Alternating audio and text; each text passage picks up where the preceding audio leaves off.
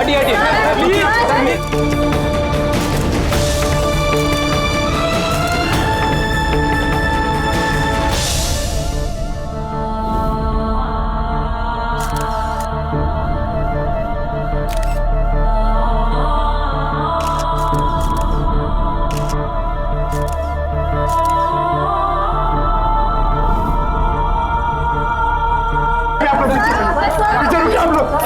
हटिए हटिए please please आप चलो सब पीछे प्लीज आप हटिए प्लीज।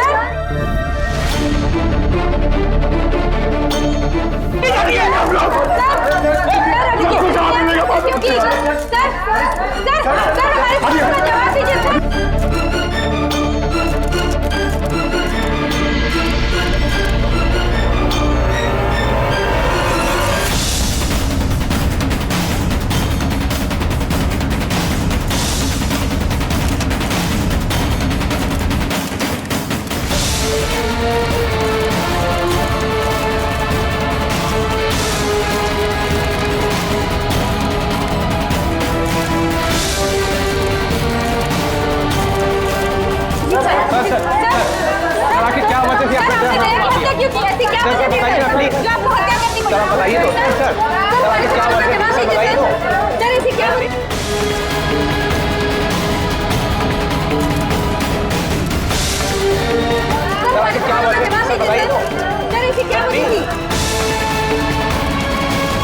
सर दया क्या हुआ दया तुझसे? ये लोग बोल रहे हैं कि मैंने उसको झूठ बोल रहे हैं सर। मैं दया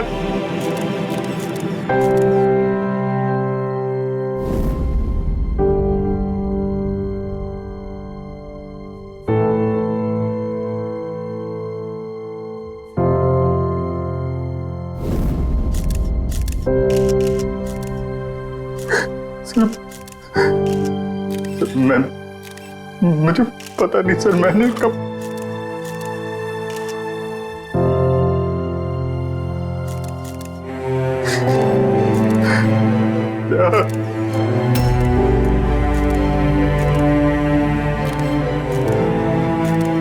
नहीं अभिजीत, तुम अंदर नहीं जा सकते। तुमने दया की जान ले ली है। मैं तुम्हें गिरफ्तार कर रहा हूं।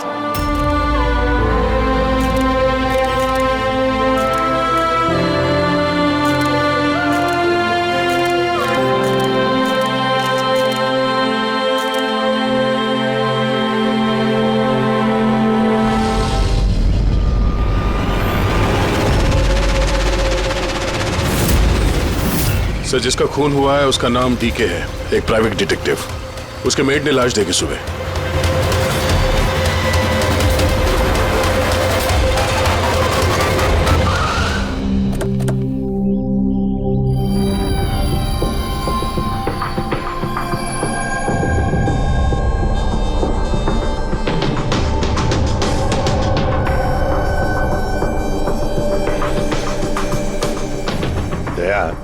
चेहरे के तो चिथड़े उड़ गए हैं। लगता है पॉइंट ब्लैंक रेंज से एक से ज्यादा गोलियां मारी है इसे।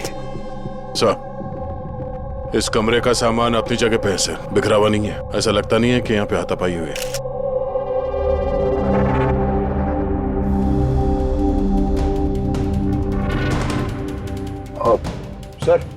सर ये कबर्ड और सेफ तो खुला हुआ है और सब सामान अपनी जगह पे भी है। ऐसा लग रहा है कि इसको किसी ने हाथ ही नहीं लगाया।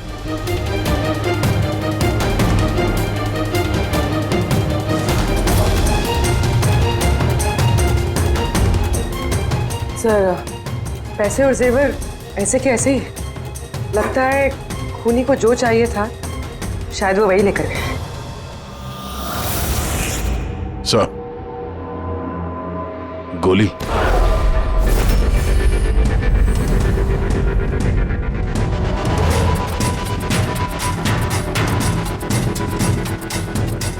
तीन गोलियां चली है दया।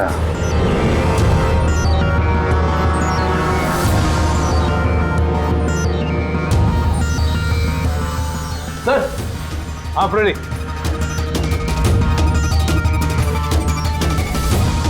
सर, ये खिड़की के कांच निकाले हुए हैं। मतलब खूनी यहीं से अंदर घुसा है। हाँ, काम करो फ्रेडी, फिंगरप्रिंट्स उठा। आ गया। डीके का मोबाइल फोन सर। बनने से पहले डीके ने 3 बार किसी संजय को कॉल किया। संजय? किसी संजय को जान किया? नहीं साहब। रात 1 बजे से 2:30 बजे के बीच में 3 बार। संजय की डिटेल निकालो सर। हाँ, और हाँ दया, ये अभिजीत कहाँ रह गया? तुमने उसे फोन करके कहा था ना यहाँ आने के लिए क्राइम सीन पर? हाँ सर, बताया था। शायद कहीं ट्रैफिक में फंस गया होगा। ट्रैफिक में? फोन करो उसे, कहो इसी वक्त आ जाए यहाँ पर। सर। हाँ।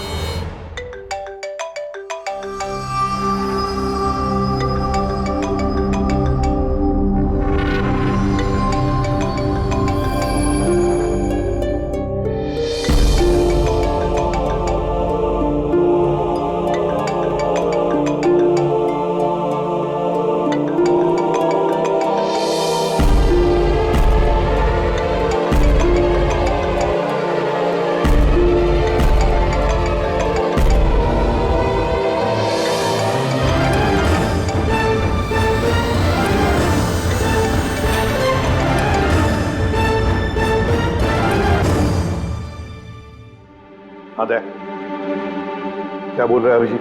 कहाँ है वो? सर वो तबीयत थोड़ी खराब है उसकी। वो डॉक्टर के पास जाएगा और शायद वहां से सीधे ब्यूरो पहुंचेगा। कोई प्रॉब्लम है? नहीं सर, कोई प्रॉब्लम नहीं। समझ में नहीं आता, ये अभिजीत दिल्ली से आने के बाद कुछ अजीब सा बर्ताव कर रहा है।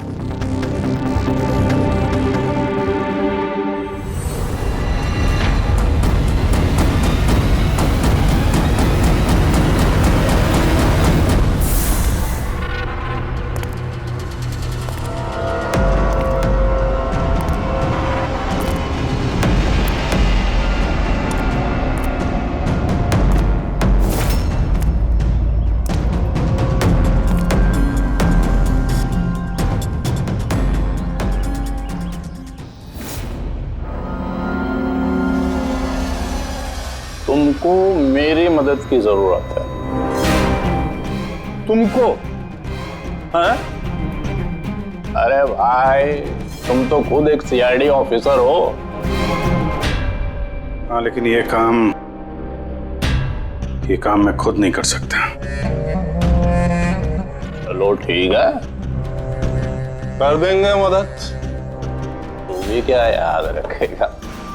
चल चाय वाय तो पी। नहीं यार, वो मैं ठीक हूँ भाई। आई मीन देख चेतन, ये काम जो है ना, इसके बारे में किसी को खबर नहीं होनी चाहिए, खासतौर पे मेरी टीम को। कैसी बात कर रहा है यार? इतने दिन की दोस्ती है अपनी, इतना भी भरोसा नहीं है?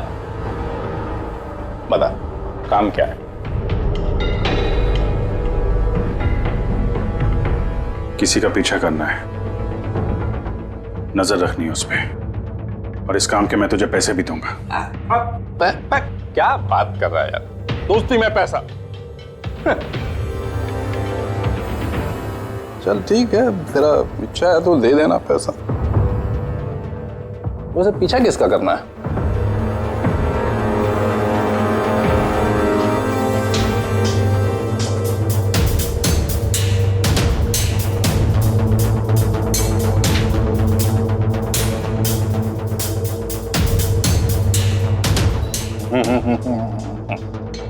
अभिजीत, लगता है तूने गलती से गलत फोटो दे दिया है। कोई गलत फोटो नहीं है, तुझे इसी का पीछा करना है। ये कहाँ जाता है, किससे मिलता है, क्या करता है, सब कुछ रात 10 बजे से सुबह 6 बजे तक। और प्लीज कोई सवाल मत पूछ, जितना कहा उतना कर बस। Okay okay.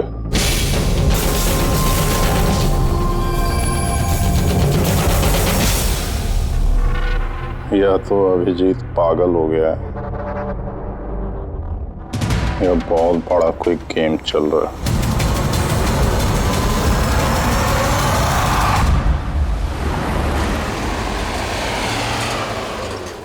क्या डीके का खून हो गया? मरने से पहले डीके ने आखिरी बार फोन पे आपसे बात की थी आधी रात को। बात क्या हुई थी आपकी? वो मेरे कहने पर किसी पर जासूसी कर रहा था। कुछ सबूत मिला उसे, इसलिए उसने फोन किया था मुझे। जासूसी क्यों? मेरी बॉस मंदिरा जी के लिए। मंदिरा? कुमार ज्वेलर्स की मालकिन, मशहूर पेज 3 सेलिब्रिटी। उस दिल्ली वाले केस के बारे में तो आप सबने सुना ही। हो मंदिरा कुमार, मंदिरा जी। उन पर तो उनके पति, सास ससुर और केयरटेकर्स को मारने का इल्जाम था, है ना? जी। मगर सबूत न मिलने पर कोर्ट ने मंदिरा जी को बरी कर दिया।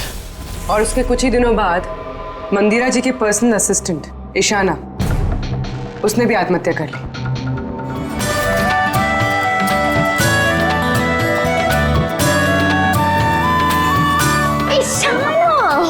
हाय मारिया, तू आज भी लेट हो गई ना? जल्दी जाओ, संजय सर तुम्हारा वेट कर रहे कब से। गॉड, संजय सर इतनी जल्दी क्यों आ गए?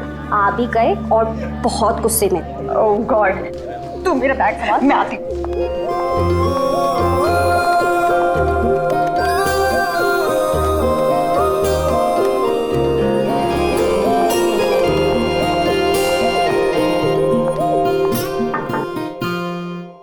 May I come in, sir? Come in. Sorry, sir. Sorry, sir. Sorry, I'm so sorry. What is this, Ishana? ये कोई टाइम है ऑफिस आने का? सर ट्रैफिक बहुत ज्यादा था। कौन ट्रैफिक? ये क्या रोज रोज का एक्सक्यूज है तुम्हारा? इस ऑफिस में बाकी लोग भी इसी ट्रैफिक में आते हैं ना? हाँ बोलो कुमार। नहीं 30 दिसंबर के पहले कुछ नहीं हो सकता है। अरे तुम जानते हो यार, 30 दिसंबर को मंदिरा मैम का इवेंट है मुंबई में। उसके पहले जो कुछ भी होगा उसके बाद होगा। हाँ हाँ।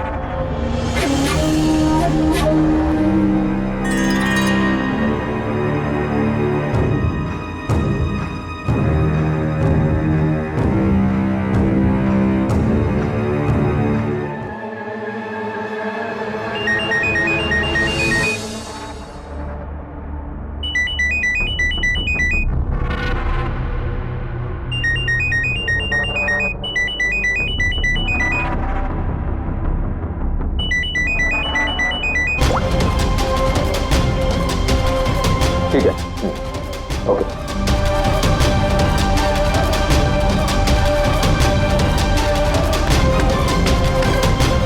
क्या हुआ? हाँ? ईशाना, वहां बाहर क्या देख रही हो?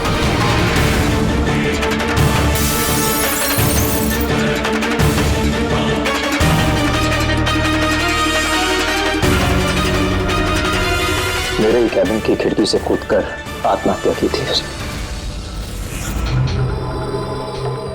आत्महत्या क्यों की थी वो किसी को पता नहीं। वैसे मंदिरा जी ने डीके को किस पर जासूसी करने के लिए काम पे लगाया था? उनकी जान को खतरा है। डीके वही पता लगाने की कोशिश कर रहा था। जान को खतरा किससे? दरअसल कोर्ट से बरी होने के बाद कोई मैम को धमकियां दे रहा था। ये धमकियां फोन पर ही? जी हाँ, फोन पे भी, अनजान नंबरों से और टाइप किए गए चिट्ठियों से भी। मैम दोबारा पुलिस के चक्करों में पड़ना नहीं चाहती थी, इसलिए डीके को हायर किया था उन्होंने। तो कुछ पता चला डीके को? उसके हाथ कुछ सबूत तो लगा था जो उसने एक पेन ड्राइव में सेव करके रखा था। वो पेन ड्राइव वो मुझे देना चाहता था, इसलिए दिल्ली से मुंबई आया था मैं। तो डीके के घर में उसका लॉकर खुला हुआ था, तो कहीं उस लॉकर से ये पेन ड्राइव चोरी तो नहीं हुआ था? हो सकता है दया। उसके घर में हमें एक लैपटॉप भी मिला सर, शायद उससे कुछ पता चल जाए।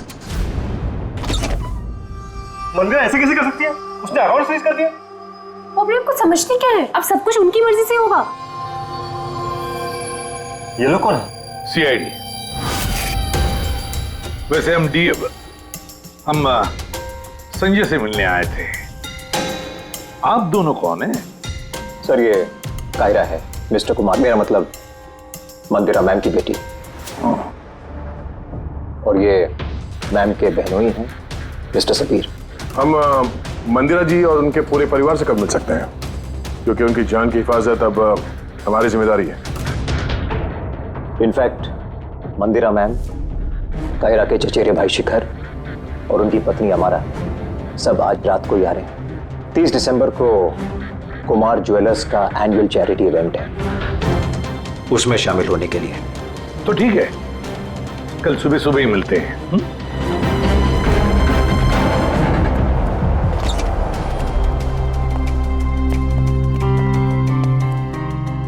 ये सब क्या है? और सीआईडी हमारे पर्सनल मामले में दखल क्यों दे रही है?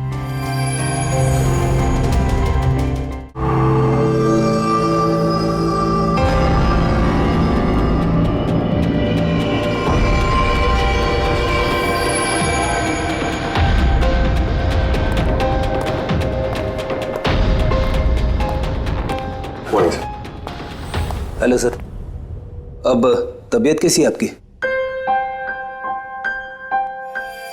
मर्डर इन्वेस्टिगेशन है सर, प्राइवेट इन्वेस्टिगेटर डीके की घर ही में मौत हुई है सर। ये पूरी केस फाइल है।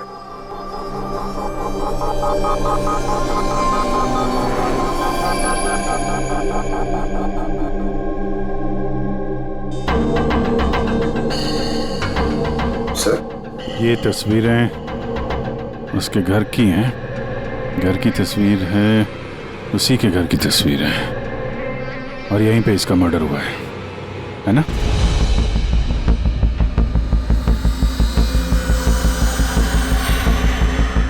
बराबर यहीं पे मर्डर हुआ है इसका। पंकज, ये क्या पूछ रहे हैं हमसे? हमने अभी अभी तो यही बताया। वही तो सर, लग रहा है अभी भी उनकी तबीयत ठीक नहीं है, कुछ गड़बड़ लग रहा है सर।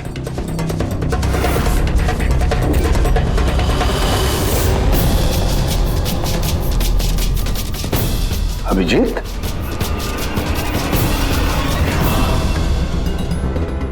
Good morning sir. क्या चल क्या रहा है तुम्हारा? कहाँ गायब हो गए थे?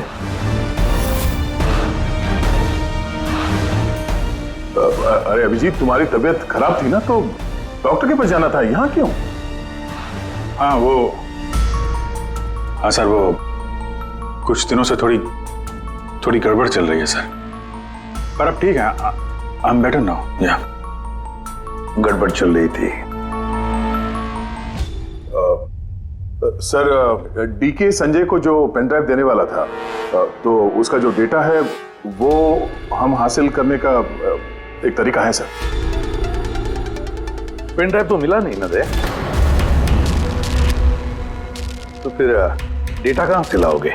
सर है ना, एक तरीका है, वो हम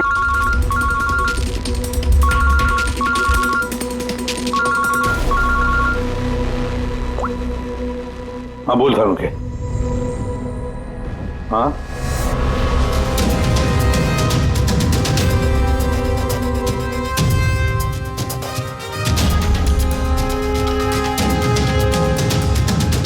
है सर।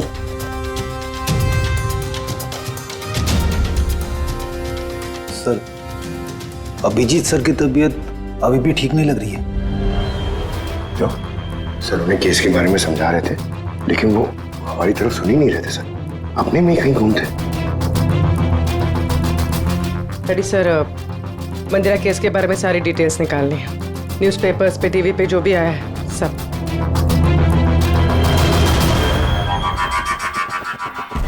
घर में घुसने का एक ही रास्ता है, मेन गेट, और चाबी डीके और उसके घर के मेट के पास रहती है।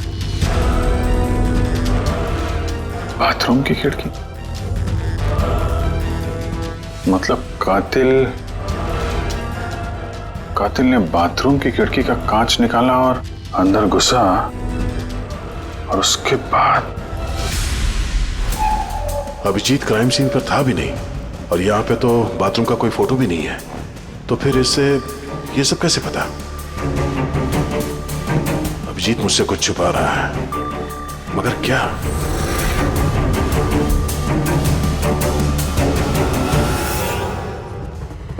डीके के कंप्यूटर से जो डेटा डिलीट हुआ है वो उसके ऑनलाइन अकाउंट से निकाला जा सकता है। बस एक बार ये पासवर्ड मैच हो जाए।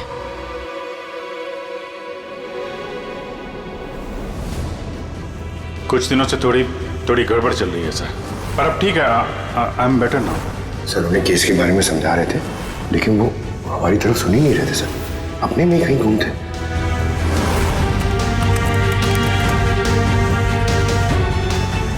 यस सर पासवर्ड मैच हो गया।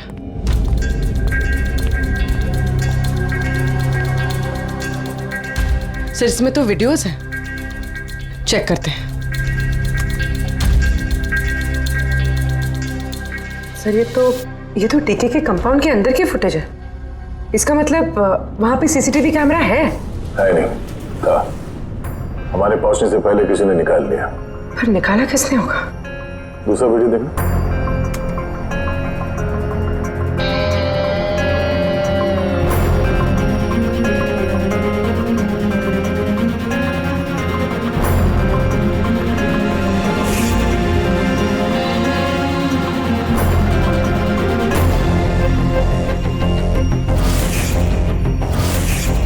ये कैसे हो सकता है?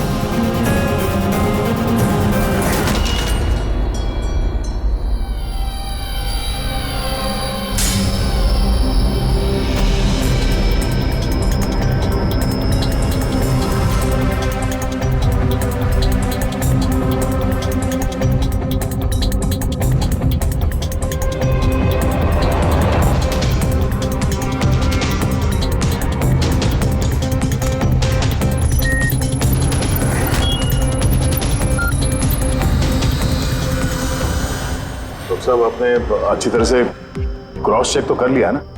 मतलब गन तो हमारे पास है नहीं, तो कहीं कोई गलती नहीं था? कोई गलती नहीं। मैंने एक बार नहीं 10 बार क्रॉस चेक किया है। मानता हूं कि गन हमारे पास नहीं है, लेकिन गन के रिकॉर्ड्स तो हमारे पास हैं। वो गोलियां जिससे डीके की मौत हुई है, वो गोलियां उसकी ही गन से चली हैं। गोलियों का पैटर्न, गोलियों पर लगे हुए निशान, सब ये बात साबित करते हैं कि वो अभिजीत की गन है। सर गोली अभिजीत की गन से चली है, लेकिन ये जरूरी तो नहीं कि उसी ने गोली चलाई है। एग्जैक्टली सर, इसलिए मैंने ये बात एसीपी साहब को भी नहीं बताई, सिर्फ आप दोनों को बताई, ताकि मैं इस मामले के तह तक जा सकूं। क्या तुमने ये बात एसीपी को नहीं बताई?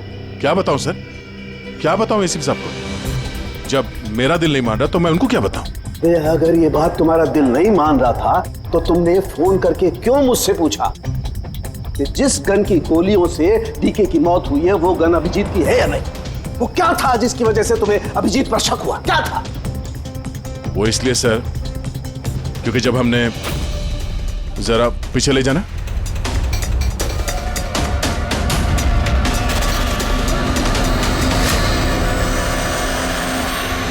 अभिजीत डीके के घर में?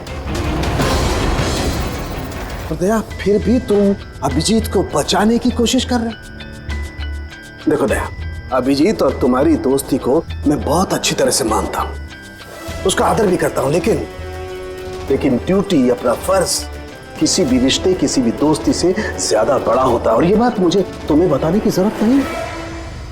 सर बिना ठोस सबूत के अभिजीत सर पे शक करना? सबूत नहीं था तो क्या था पूरी? अभिजीत डीके के घर में घुसा, ये सबूत नहीं तो क्या है पूर्वी? अभिजीत सर डीके के घर में घुसे ये हमने देखा, लेकिन उन्होंने डीके का खून किया ये तो नहीं देखा ना। सर ये भी तो हो सकता है कि उनकी गन से डीके को किसी और ने मारा हो सकता है, ये हो सकता है कि अभिजीत की गन से डीके को किसी और ने मारा हो, लेकिन ऐसी हालत में अभिजीत की गन अभिजीत के पास नहीं होनी चाहिए। क्या तुम लोगों को अभिजीत ने बताया? उसने बताया कि उसकी गन गुम हो चुकी है, कोई गुमशुदगी की रिपोर्ट लिखाई उसने? वो सवेरे से तुम लोगों के साथ है, क्या उसने बताया कि वो ऐसे अजीब से कपड़े पहन करके डीके के घर में क्यों घुसा, और वो भी बाथरूम का शीशा तोड़? बताया उसने? बताया? सर आपके सारे सवालों का जवाब मैं अभिजीत से पूछ लूंगा, पर सर तब तक के लिए प्लीज सर, तब तक के लिए एसीपी साहब को कुछ मत बताना।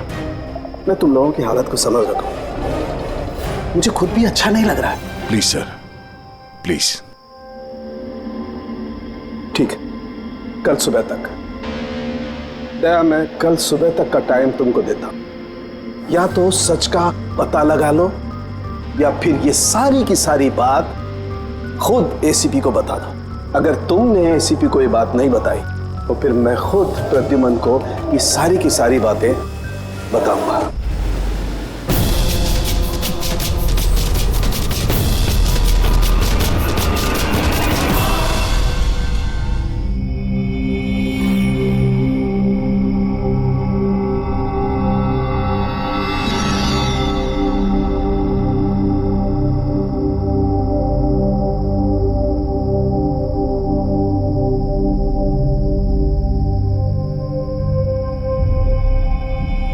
आधा घंटे से ऊपर हो गया, 10 का 10:30 बज गया, अभी तक आया ही नहीं। पूरी रात यहाँ लगता है इंतजार करवाएगा।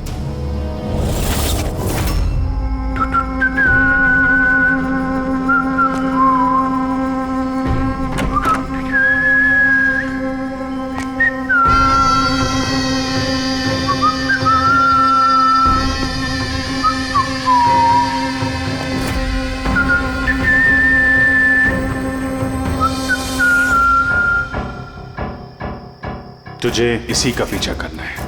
ये कहाँ जाता है, किससे मिलता है, क्या करता है, सब कुछ रात 10 बजे से सुबह 6 बजे तक। ये अभिजीत है? इसको क्या हुआ? ये हुलिया क्या बना रखा है इसने?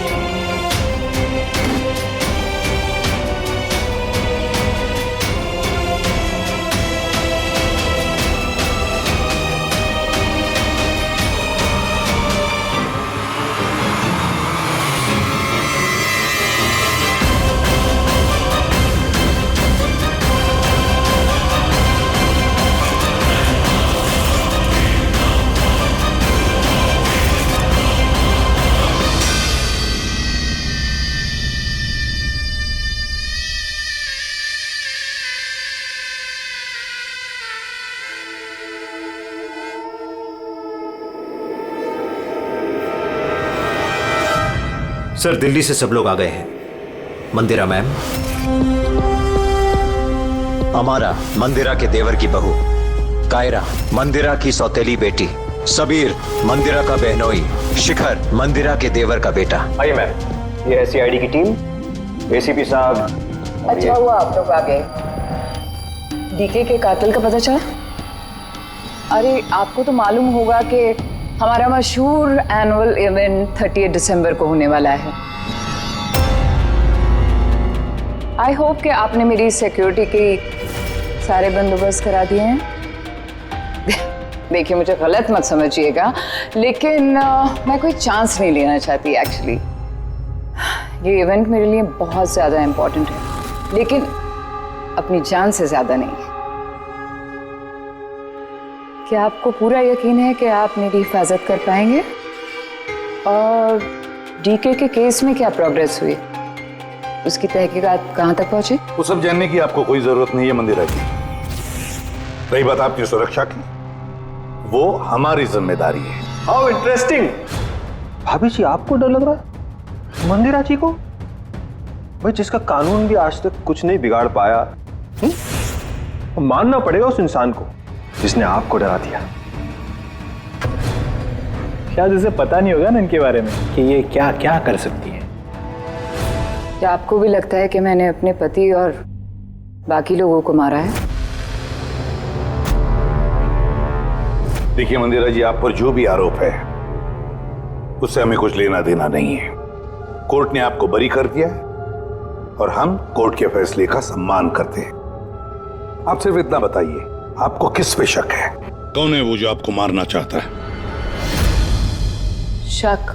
जी हाँ, शक। नहीं नहीं नहीं नहीं, मुझे शक किसी पर भी नहीं है, बल्कि मुझे पूरा यकीन है कि मेरे मरने के बाद ये सब बहुत खुश होंगे और मुझे मारने की साजिश में भी इनमें से किसी एक का हाथ है। And I am very sure कि ईशाना की आत्महत्या में इनमें से किसी एक का हाथ है। अब आप ही बताइए, इतने प्यारे अच्छे रिश्तेदारों के होते हुए मुझे दुश्मन की क्या जरूरत है? मॉम प्लीज, आप फिर से अपना ये इमोशनल ड्रामा शुरू मत कीजिए। यहाँ पे ऐसा कोई क्रिमिनल नहीं है जो आपको मारना चाहेगा। राइट। खुद को बेगुनाह और बाकी सबको विलन समझना, ये तो भाभी की पुरानी आदत है। आई स्वेयर मैंडी, मुझे तो इस कहानी पे यकीन ही नहीं है। कौन मारना चाहता है तुमको और किसने धमकियां दी हैं? कहाँ है वो धमकी भरे खत? हाँ मंदिरा जी, कहाँ है वो खत? वो मुझे याद नहीं, मैंने फेंक दिए। सी, आई न्यू कि आप यही बोलोगे। सो कन्वीनियंट। बस हो गया, आप लोग एक दूसरे पर कीचड़ उछलना बंद कर दीजिए और एक बात अच्छी तरह से याद रखिए, हमें सब पर शक है और जब मैं सब पर कहता हूं उसका मतलब है आप सब पर शक है, आप सब पर। और एक बात, हमारी परमिशन के बगैर आप ये शहर छोड़ नहीं सकते। कोई भी शहर छोड़कर नहीं जाएगा। अगर जरूरत पड़े तो हम आपको दोबारा बुला लेंगे। Thank you very much. Thank you.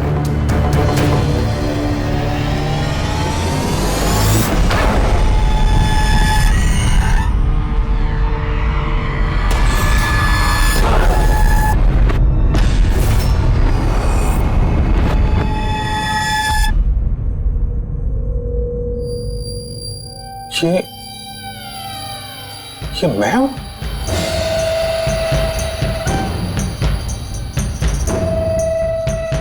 ये कपड़े पहन के घूम रहा था। ऐसे कपड़े तो रोज सुबह मेरे वॉशिंग मशीन में धुल रहे होते हैं।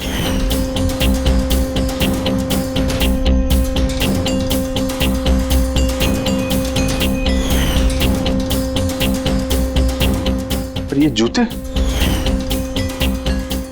यार ये जूते गंदे रहते जैसे मैंने इन्हें पहना हो। लेकिन मुझे याद नहीं मैं ये कपड़े कब पहनता हूं। सच में मुझे क्या हो रहा है मेरे साथ?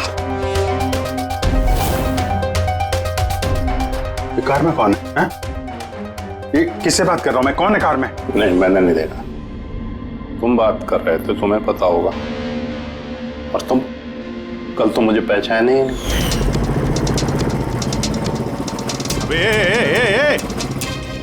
चांद के छल्ले, तुझे सुसाइड करना है तो किसी बड़ी गाड़ी के नीचे जाना। खाली फोकट मेरे सामने क्यों आ रहा है? तो तू कैसे बात कर रहा है?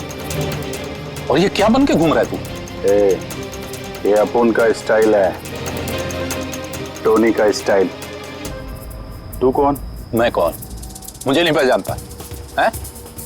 और ये टोनी कौन है? अरे टोनी अपुन है, और कौन? यार अभिजीत, देख यार, किसी केस के सिलसिले में तू ऐसा कर रहा होगा तो मुझे बता दे यार, डरा मत भाई। अदरा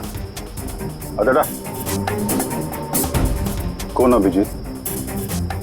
कौन सा केस? ये तू क्या बोल रहा है ना, मेरे भेजे में कुछ घुस नहीं रहा, समझा? टोनी नाम है मेरा, टोनी। टोनी से पंगा नहीं लेने का, समझा? चल हवा आने दे और टोनी को जाने दे।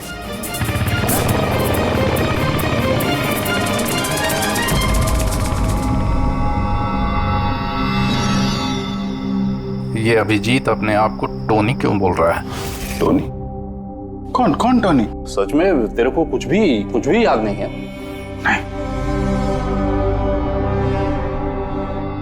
मुझे कुछ याद नहीं, सच कह रहा हूं मैं। मतलब तू कार में उन लोगों से बात कर रहा था, उसके बाद तू गेस्ट हाउस के अंदर गया। Guest house? हाँ, फिर थोड़ी देर बाद तू बाहर आया। मैं गेस्ट हाउस के अंदर गया? मैंने अंदर क्या किया है? तूने देखा कुछ किया मैंने? मैं कैसे देख सकता हूं, मैं तो बाहर था ना। क्या हो रहा है? मुझे वहां जाना होगा। कहाँ है? कौन सा गेस्ट हाउस है ये? हैं?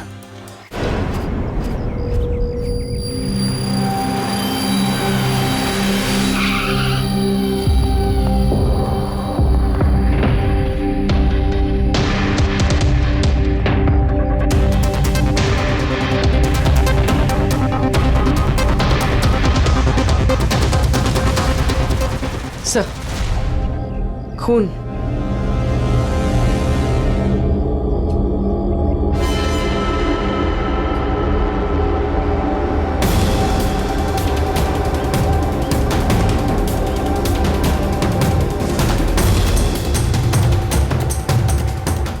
अभिजीत,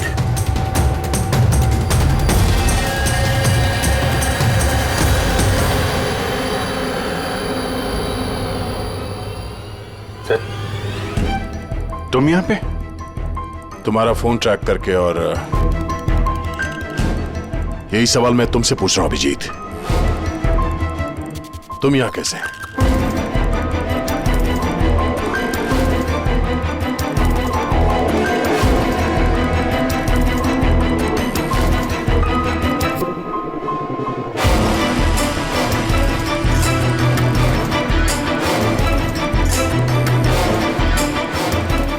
नहीं, ये मैं बताता हूँ दया, यहाँ पे क्या हुआ।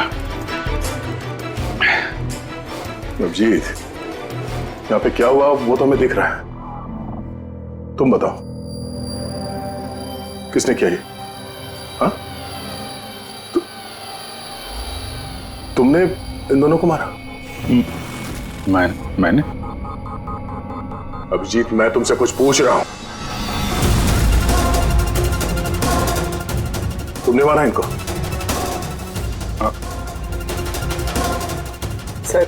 सर आप अभिजीत सर पे इल्जाम लगाए हैं सर। मुझे इल्जाम लगाने की जरूरत नहीं है पूर्वी, तुम देखने रही हो यहां दो लाशें पड़ी हैं, खून से लथपथ, और सीआईडी ऑफिसर अभिजीत लाशों के बीच से ये बैज उठा रहा है, या यूं कह लो कि सुराग चुरा रहा है। अभिजीत, मैं फिर पूछ रहा हूं तुमसे, मुझे तुम्हारे साथ अपराधियों जैसे बर्ताव करने पे मजबूर मत करो। तो क्या करूं मैं? क्या बोलूं मैं? अगर मैं बोलूं कि मैंने ये नहीं किया तो मानोगे? अगर मैं कहूं कि मुझे पता नहीं कि मैंने किया है या नहीं? आई नो मैं अनर्गल बोल रहा हूं, लेकिन तुम लोग तो मुझे जानते हो ना। अभिजीत, यहां मेरे सामने जो सबूत पड़े हैं उनको देखकर हम कुछ कह नहीं सकते। मुझे अपना फर्ज निभाना होगा।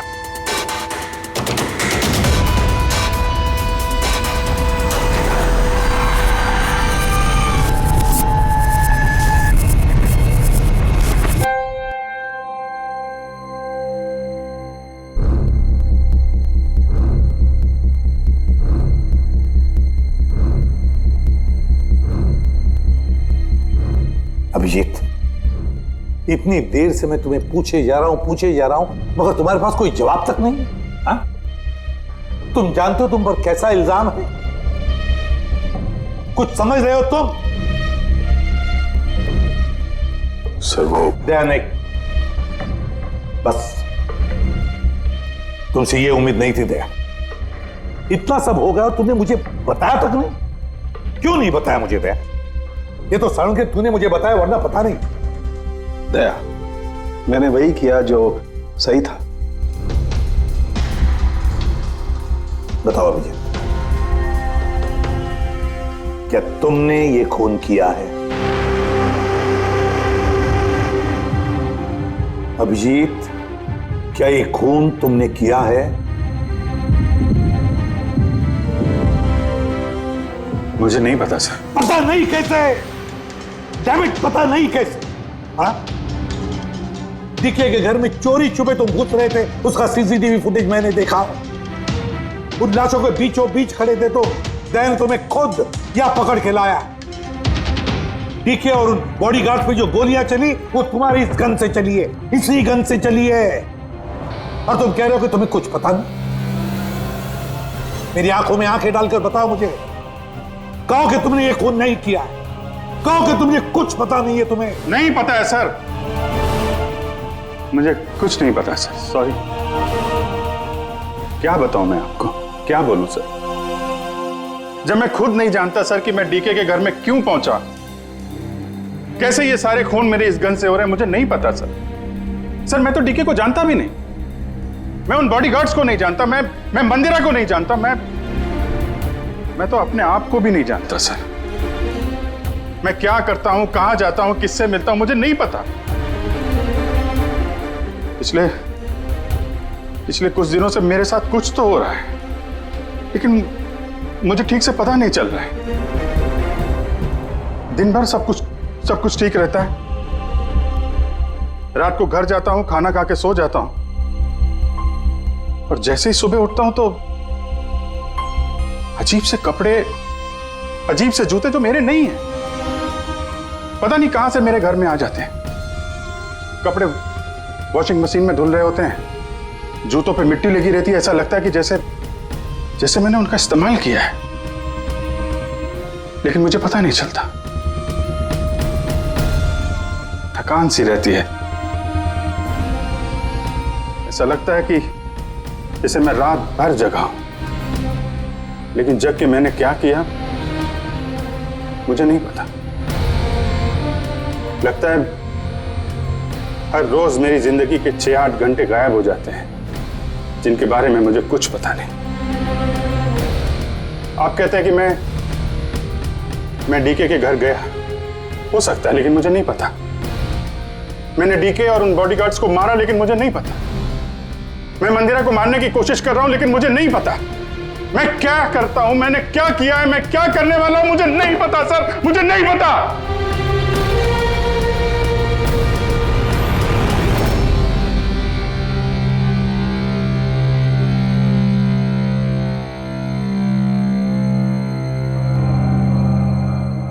देखो अभिजीत, इस वक्त तुम खुद के लिए और दूसरों के लिए भी खतरनाक हो। मैं तुम्हें खुला नहीं छोड़ सकता, मैं तुम्हें नजर कैद में रख रहा हूं, और दया तुम पर नजर रखेगा।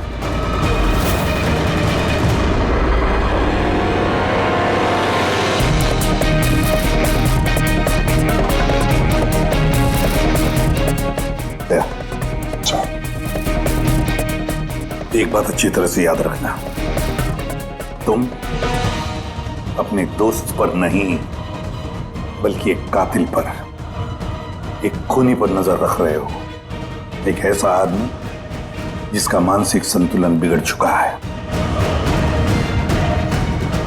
अब से इस केस की तहकीकात मैं खुद करूंगा, और तुम अभिजीत को रोकोगे कोई भी जुर्म करने से।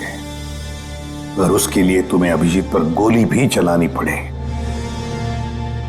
तो वो तुम चलाओगे। Is that clear? Yes sir.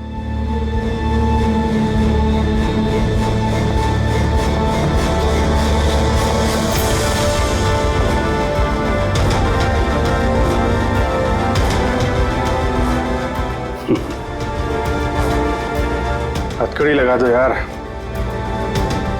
सुना ना, मानसिक संतुलन ठीक नहीं है मेरा, कब क्या कर बैठूं कुछ पता नहीं। रोक लो मुझे, इससे पहले मेरे हाथों कोई और गुनाह हो जाए। रोक लो मुझे यार। आपका ऑफिसर, आपका अपना सीआईडी ऑफिसर मेरी जान के पीछे पड़ा है। उसने उन लोगों को भी मार डाला जो मेरी हिफाजत कर रहे थे, और आप बड़ी शान से कह रहे हैं कि डरने की कोई बात नहीं है। वो आपकी नाक के नीचे लोगों का कत्ल कर रहा है, और आप अब भी कह रहे हैं कि डरने की कोई बात नहीं है। कमाल है। आप मुझे बताइए कि मैं आप लोगों पर कैसे भरोसा करूं? आज आपका एक ऑफिसर सीरियल किलर निकला है, कल को कोई दूसरा निकल आएगा। बस मंदिरा जी बस,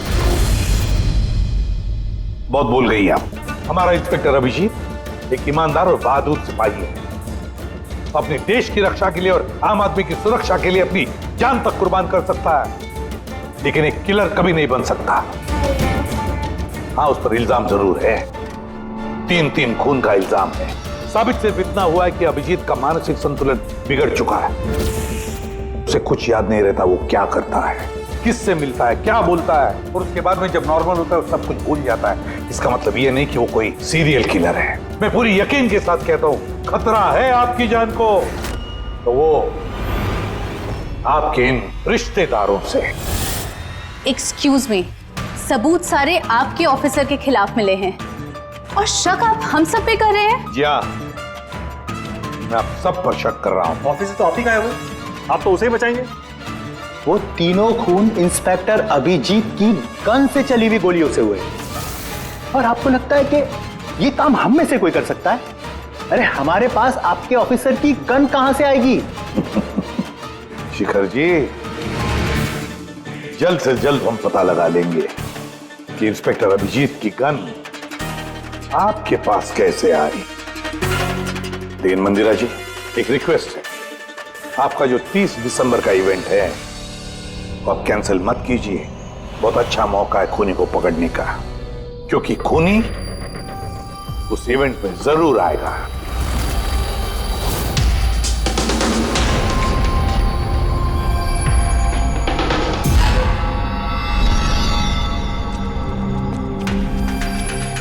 सर हाँ संजय, क्या बात है? आप अभिजीत सर के बारे में कुछ कह रहे थे कि उनके जहन में कोई और शख्सियत घुस जाती है, याददाश्त उनकी, मतलब उन्हें रात के कुछ घंटे याद नहीं रहते। हाँ, वो बिल्कुल ऐसा ही, एग्जैक्टली ऐसा ही किसी और के साथ भी हुआ था। किसके साथ? हाँ सर, ईशाना। ईशाना? जिस दिन उसने आत्महत्या की उसके कुछ दिन पहले से बिल्कुल ऐसा बर्ताव करने लगी थी वो। क्या? बस अजीब सी हो गई थी वो, खोई खोई रहती थी। जिस दिन आत्महत्या की उसने, उसके कुछ दिन पहले से एक अजीब सा रिंगटोन लगा रखा था उसने अपने फोन पर, और फिर उस दिन अचानक से वो रिंगटोन बजने लगा और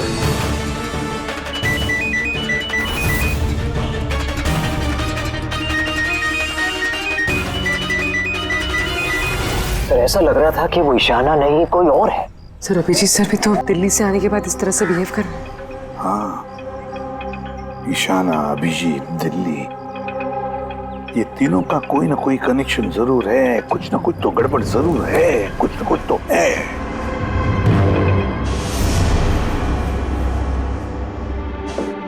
कॉफी? अरे पी लो यार, कुछ मिलाया नहीं है। मैं यही हूं और कहीं भागने वाला नहीं। अभिजीत, तुमने हम सबसे ये बात छुपाई क्यों?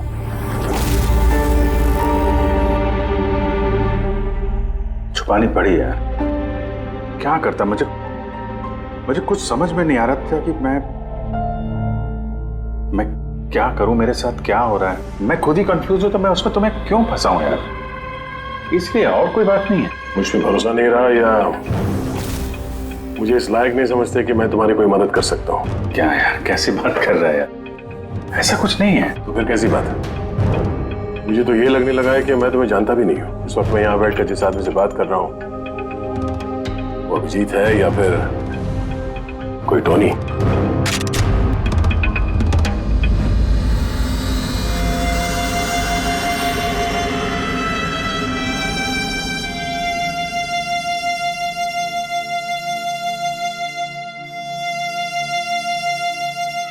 मैं तुम्हें कोई नुकसान नहीं पहुंचाने वाला।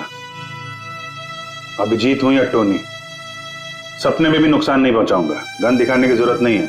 बात यह है ही नहीं कि तुम मुझे कोई नुकसान पहुंचा सकते हो या नहीं। बात यह है कि मैं यहां सिर्फ अपनी ड्यूटी कर रहा हूं और मैं कोई चांस नहीं ले सकता। मैं तो तुम्हें शायद जानता भी नहीं हूं।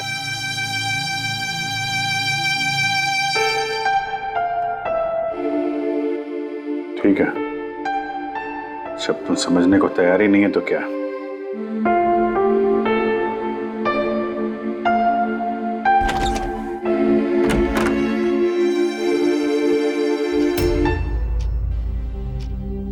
तो डॉक्टर महेश, हमने आपको सारी बात बता दी। अब आप बताइए, आपको क्या लगता है? देखिए, अभी अभी आपने जो कुछ भी मुझे कहा ये अभिजीत और ईशाना के बारे में, उससे एक बात तो बिल्कुल साफ है कि दोनों की कंडीशन एक जैसी है, आर्टिफिशियली इंड्यूस स्प्लिट पर्सनैलिटी। इसे सरल शब्द में मैं आपको समझाऊं तो इसमें पेशेंट के दिमाग में उसके अपने व्यक्तित्व के अलावा एक और व्यक्तित्व को प्लांट किया जाता है जो किसी खास दशा, निर्देश, आदेश के मुताबिक चलता है, और उसे इस तरह सेट किया जाता है कि वो व्यक्तित्व खास निर्धारित समय पर निर्धारित ट्रिगर मिलने पे उस व्यक्तित्व पे हावी हो जाता है। और जितनी देर ये हावी रहता है वो पुराने व्यक्तित्व के बारे में ना तो कुछ जानता है और ना ही उसे पुराने व्यक्तित्व के बारे में कोई भी चीजें याद रहती हैं। ये इंसान का दिमाग है।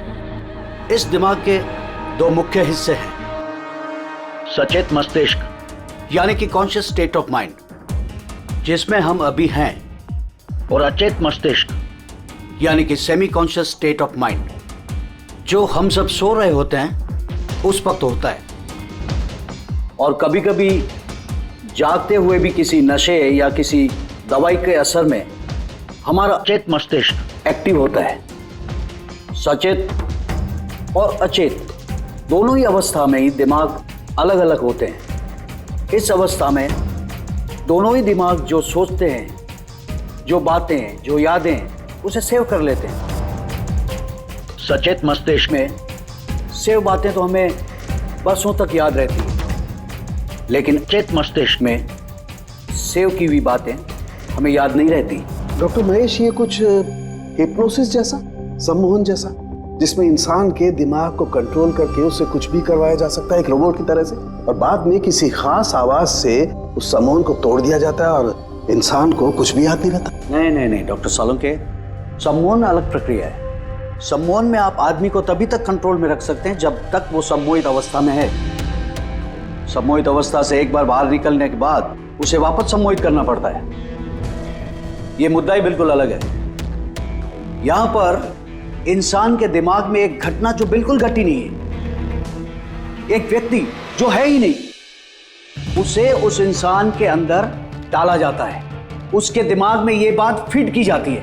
अच्छा, तो इसका मतलब है यही सब कुछ तो अभिजीत के साथ हो रहा है। किसी भी तरह से अभिजीत को ट्रिगर मिलता है जिसकी वजह से टोनी जाग जाता है। Exactly sir.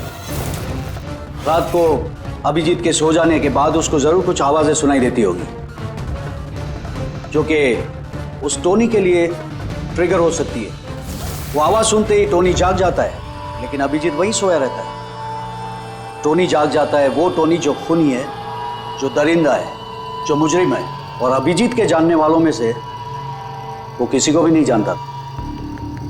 अगर ऐसा है तो अभिजीत के अंदर के टोनी को भी किसी भी तरह से कमांड दिया गया है मंदिरा को मारने का। तो 30 दिसंबर वाले इवेंट में ये टोनी इसे अंजाम देगा, मंदिरा को मारने की कोशिश करेगा। 2 दिन बाद 30 दिसंबर।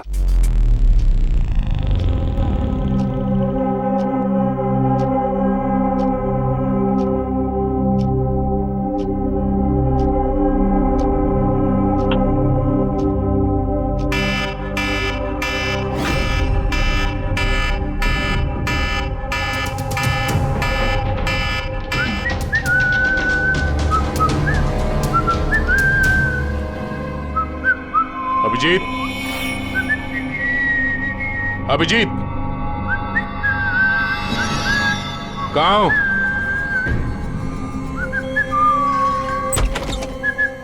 अभिजीत, अभिजीत, ओए, टोनी।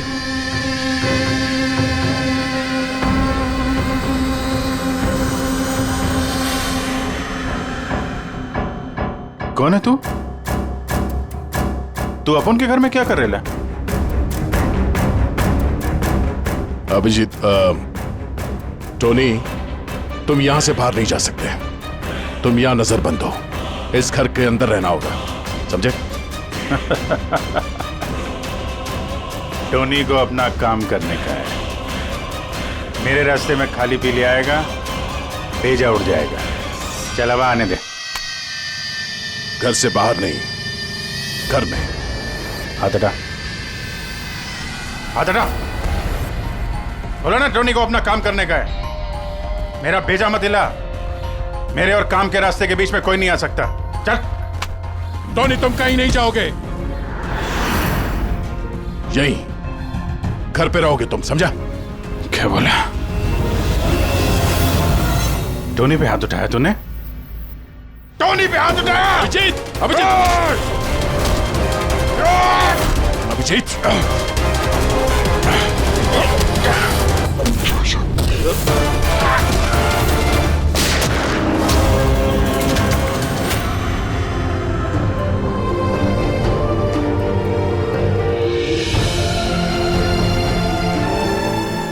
सर दया, क्या हुआ दया? ये लोग बोल रहे हैं कि मैंने नहीं अभिजीत, तुम अंदर नहीं जा सकते। तुमने दया की जान ले ली है। मैं तुम्हें गिरफ्तार कर रहा हूं।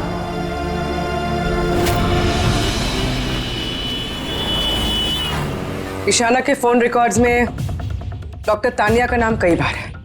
आप में से कोई जानता है डॉक्टर तानिया को? आत्महत्या करने से पहले वो डॉक्टर तानिया से मिली थी क्या? ये डॉक्टर तानिया कहीं डेंटिस्ट तो नहीं? ईशाना मरने से पहले कई बार एक डेंटिस्ट से मिली थी।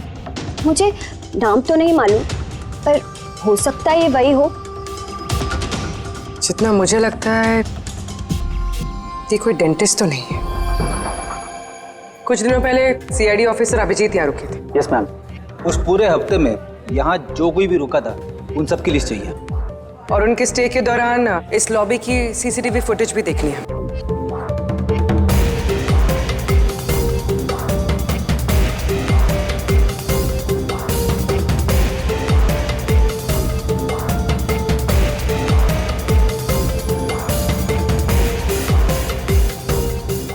एक मिनट पॉज कीजिए। ये लड़की कौन है जिससे अभिजीत सर बात कर रहे हैं? पूर्वी, इस लिस्ट में डॉक्टर तानिया का नाम है और वो यहीं पे रुकी हुई थी जब तक अभिजीत सर यहाँ पे थे। शायद ये वही लड़की। क्या नाम है इस लड़की का? मैम डॉक्टर तानिया, हफ्ते भर यहीं थी वो। सर, तानिया से तुरंत मिलना होगा। सर, तानिया मुंबई के पैराडाइज होटल में रुकी हुई है। क्या मतलब मुझे टिकट नहीं मिल सकता? लुक, मुझे अभी इसी वक्त इंडिया से बाहर जाना है। Do you understand? Yes. Doctor Tania? जी, आप कौन? ईशाना, ईशाना की दोस्त, सीआईडी ऑफिसर पूर्वी।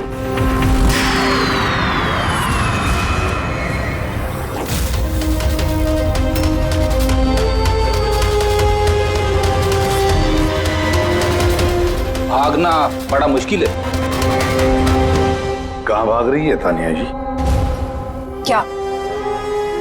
क्या चाहते क्या है आप लोग? अभिजीत के साथ क्या किया तुमने?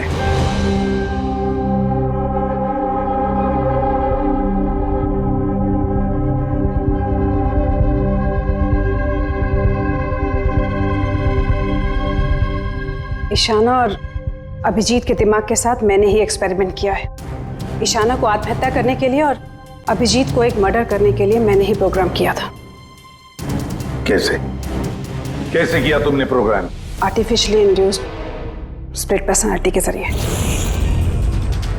मैंने दोनों के दिमाग को सेट किया और अपने सेट शेड्यूल के मुताबिक दोनों को इस तरह प्लान किया कि एक ट्रिगर बजेगा या एक कॉल आएगा, और जब भी ये कॉल आएगा दोनों को वो सारे ऑर्डर्स मानने होंगे किसी भी हाल पे। वो फोन नंबर जहां से उनको फोन आते हैं, किसका नंबर है ये? वो एक पीसीओ का नंबर है।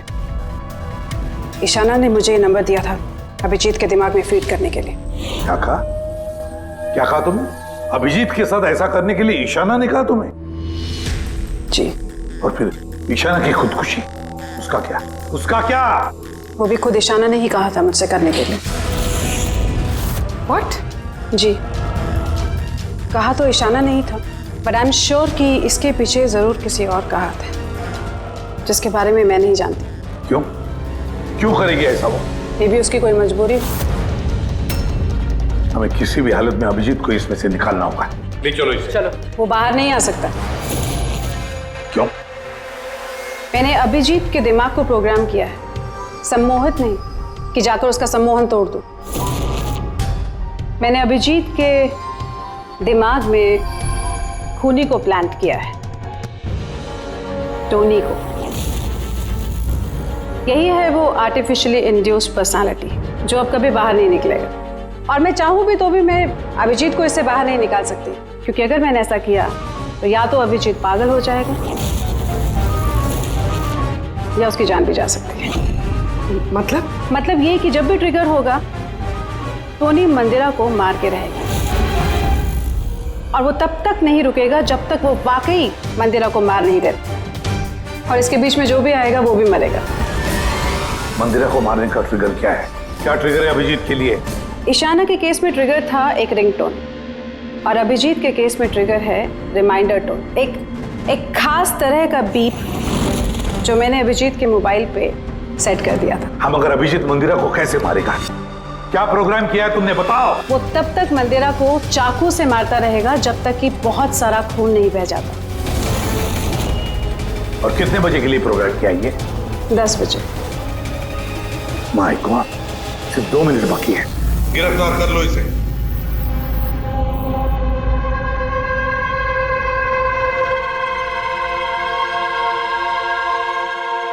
कभी जिंदगी में नहीं सोचा था सर कि आपके ऊपर मुजरिमों की तरह नजर रखनी पड़ेगी।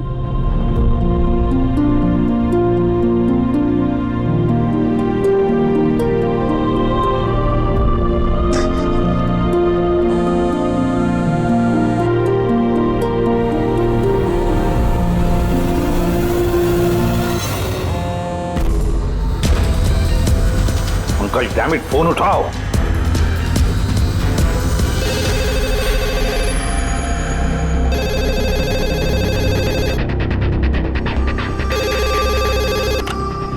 हेलो पंकज, कहाँ थे तुम? मोबाइल क्यों नहीं उठा रहे थे? सॉरी सर, मेरा फोन साइलेंट पे था। इधर ही हूँ सर, अभिजीत सर के पास। सुनो मेरी बात, अभी के अभी जाके अभिजीत का फोन स्विच ऑफ करो। क्या सर? फोन स्विच ऑफ करो? फोन स्विच ऑफ करो, जैसे मैंने कहा वैसे करो, अभी इसी वक्त। अभिजीत सर का फोन सर। पंकज, तुम सवाल क्यों कर रहे हो? अभी के अभी जाके फोन बंद करो। देखो, बिल्कुल वक्त नहीं है हमारे पास, नहीं तो अभिजीत का टोनी बन सकता है। अभी जाओ जल्दी।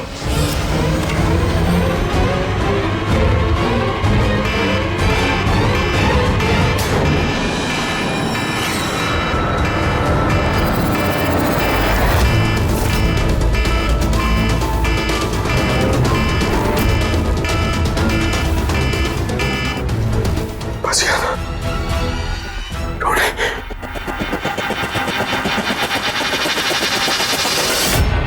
अभिजीत सर, अभिजीत सर कहाँ गए? अभिजीत सर,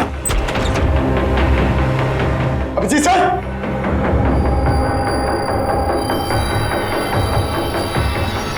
टोनी को बंद करके रखे। हाँ? टोनी को पकड़ेगा तू? टोनी को? जो भी टोनी और मंदिरा के बीच में आएगा वो मरेगा।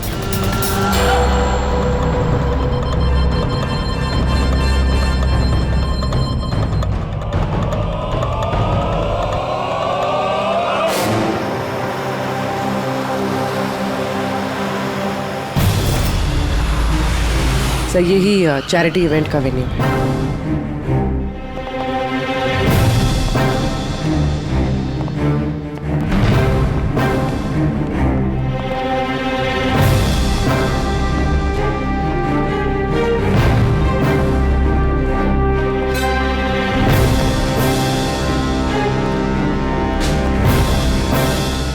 आप लोग रुक जाइए प्लीज।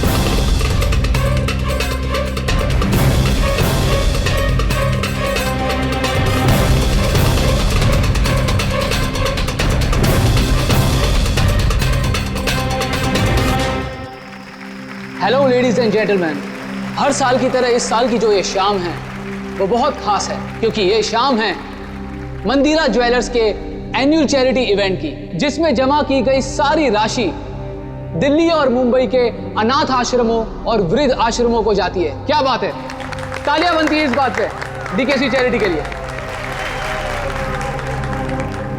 हर साल की तरह इस साल भी जो हमारी मुख्य अतिथि है वो और कोई नहीं है बल्कि मिसेस मंदिरा खन्ना है।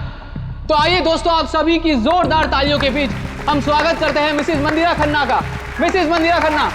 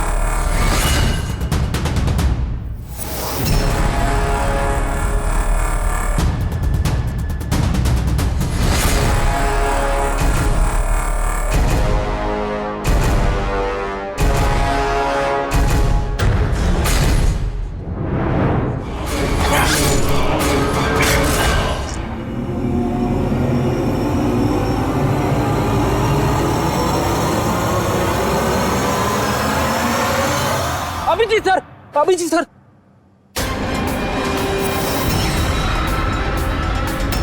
Sir sir light on. Sir sir अब जी ठीक है सर, जल्दी से हॉस्पिटल ले चलो, जल्दी आओ।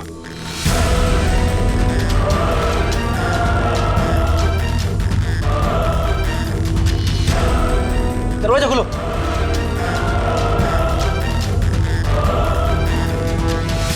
मंदिरा जी, टोनी ने अपना मिशन पूरा किया, मंदिरा जी को मारने का। वैसे हम पर भरोसा करने के लिए बहुत बहुत शुक्रिया मैम। कि आप लोग मुझे यहाँ क्यों लाए? मुझे तो स्टेज पे होना चाहिए ना।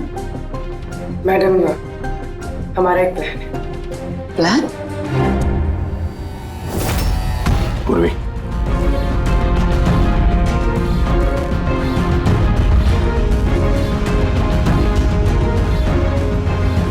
Lights off. Mandira ji,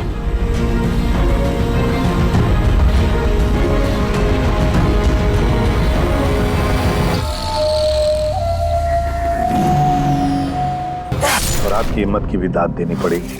thank you. Mom,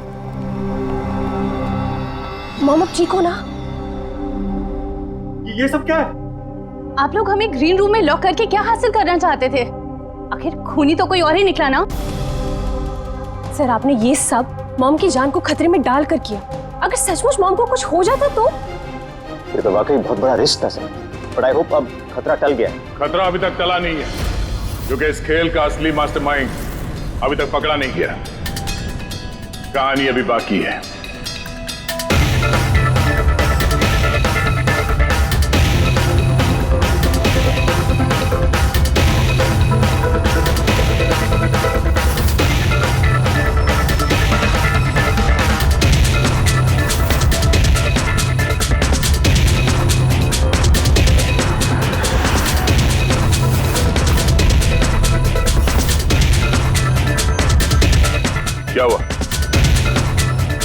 देख के अच्छा नहीं लगा?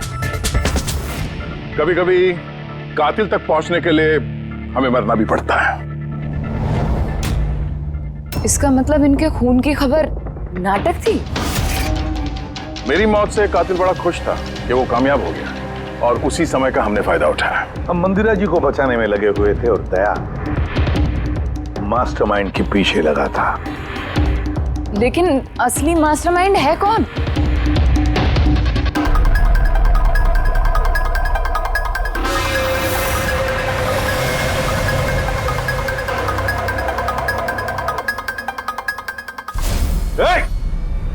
सर कोई भागा सर। पकड़ो उसे।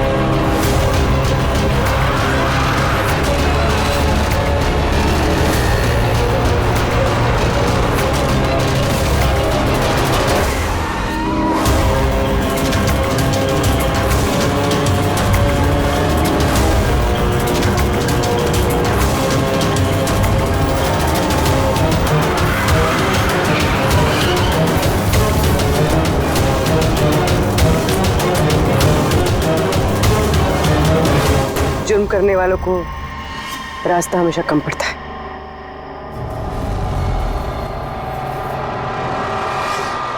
तुम ये सोच रही हो कि हमें कैसे पता चला कि खून तुमने किया?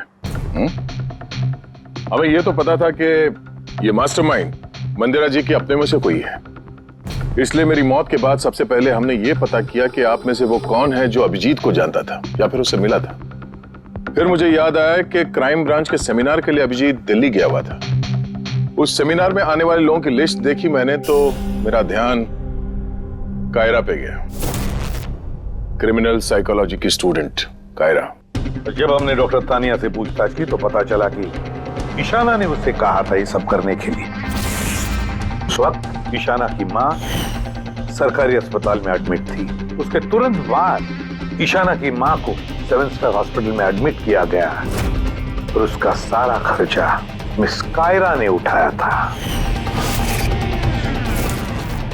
और सबसे बड़ा क्लू वो पीसीओ जिससे अभिजीत सर को फोन पे ऑर्डर्स मिलते थे।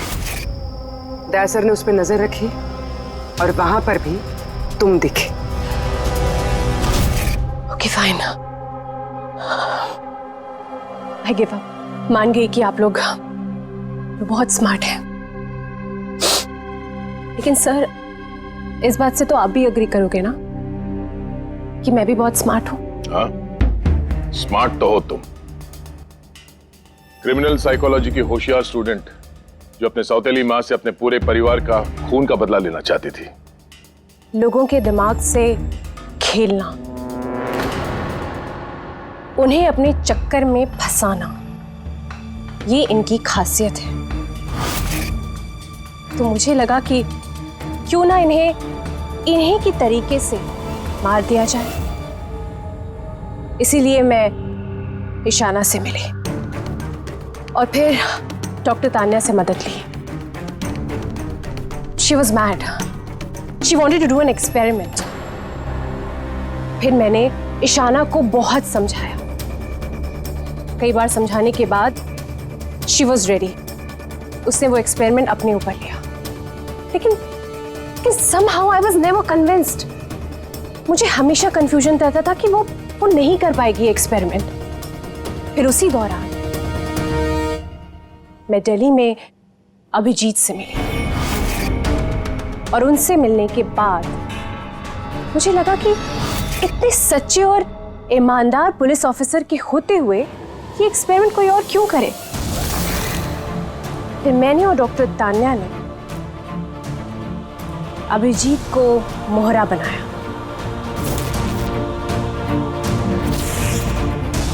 और अपना एक्सपेरिमेंट उन पर किया। और ईशाना हमारे किसी काम की नहीं थी, इसलिए हमने उसे अपने रास्ते से हटा दिया। डीके और वो जो 2 बॉडीगार्ड, उन्होंने क्या बिगाड़ा था तुम्हारा? उन्हें क्यों मरवाया? ऐसा इसलिए किया क्योंकि सारा इल्जाम अभिजीत पर आ जाए और अभिजीत की बुलेट्स और गन्स हासिल करने के लिए टोनी था ना उसके दिमाग में।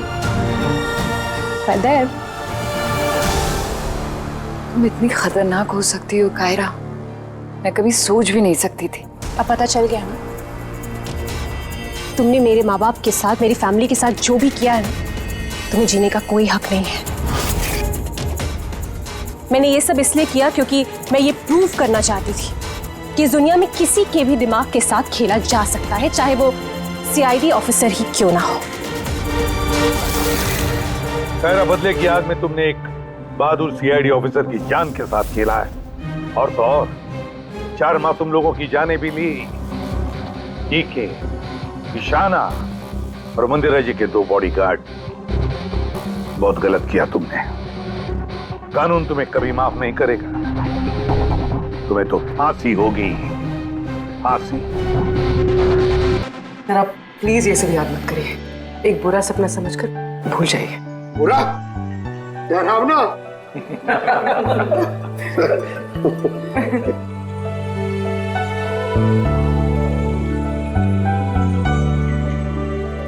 बस मैं बोलता हूँ कि चलो, केस तो सॉल्व हो गया।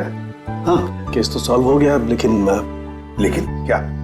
बस अभिजीत के दिमाग में जो टोनी को प्लांट किया गया था, वो मकसद पूरा हो गया। फिर? अब उसे कोई ट्रिगर्स नहीं आएंगे, कोई कारा की आवाज सुनाई नहीं देगी, जिसकी वजह से अभिजीत टोनी बन जाता था। हाँ, लेकिन बॉस, लेकिन क्या?